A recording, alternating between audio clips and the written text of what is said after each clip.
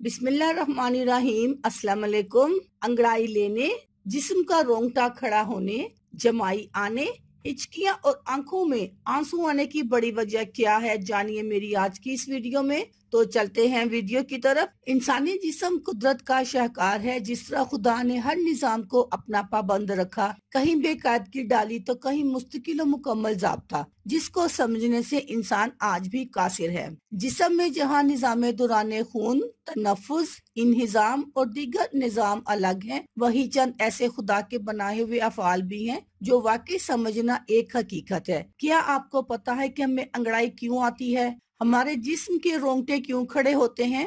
हमें हिचकी और जमाई किस वजह से आती है? हमारी आंखों में आंसू क्यों आते हैं? इन तमाम सवालात के जवाब साइंस की तहकीकात से वाज़ेह होते हैं कि नंबर 1, अंगड़ाई लेना।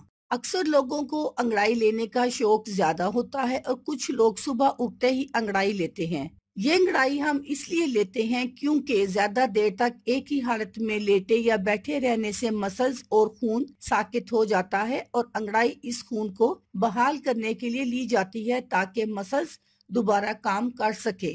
नंबर 2, जिस्म का रोंगटा खड़ा होना। जिस्म का रोंगटा एक तो खौफ की वजह से खड़ा होता है, दूसरा ये सर्दी के मौसम में या सर्दी लगते वक्त इसलिए खड़ा होता है ताकि जिस्म से गर्माइश ना निकले और आप सर्दी से बच सकें। नंबर 3, जमाई आना। जमाई उस वक्त आती है जब हम जहनी तौर पर सुस्ती या थकावट का शिकार हों। हमें नींद आ रही हो तो भी जमाई आती है। जमाई लेने से दिमाग तक खून और ऑक्सीजन पहुंचता है। नंबर 4, हिचकी आना। हिचकी हमें उस वक्त आती है, एक तो हमारा डायाफ्राम तेजी से सख्त हो रहा होता है, दूसरा हम तेजी से खाना खा लेते हैं तो हिचकी हमें ऐसा करने से रोकने के लिए भी आती है ताकि खाना आसानी से हजम हो सके।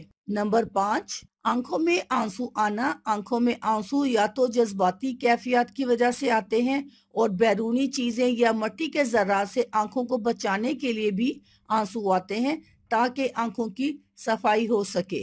अल्लाह हाफिज।